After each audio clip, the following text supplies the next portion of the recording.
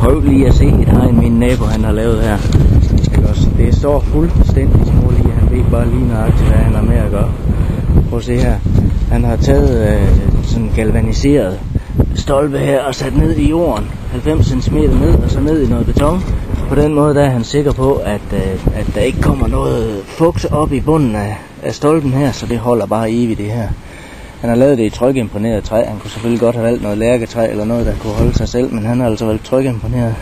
Sat det sammen med nogle små stifter her. Savet det af hver gang ved hver stolpe, efter han har monteret brædderne her. Så det er bare blevet super godt.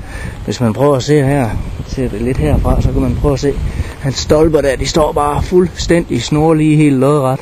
Det har han gjort ved at lave et kuskmål, ved at måle fra hjørne til hjørne, og fra hjørne til hjørne. Og så har han selvfølgelig haft hvad der passet godt i brug. Han har monteret dem, så de sidder på kryds her, sådan så det tager vinden rigtig godt. Hans mening det er, at herhen, der vil han have bygget en hæk, eller have plantet en hæk, og så fordi vi har ret meget vestenvind herude, så vil han altså lige have det her hegn til at stå og lægge på hækken. Men han får ikke brug for nogen hæk. Det her hegn, det holder fuldstændig snorlige. Det er bare rigtig godt lavet, Henrik, og tillykke med det.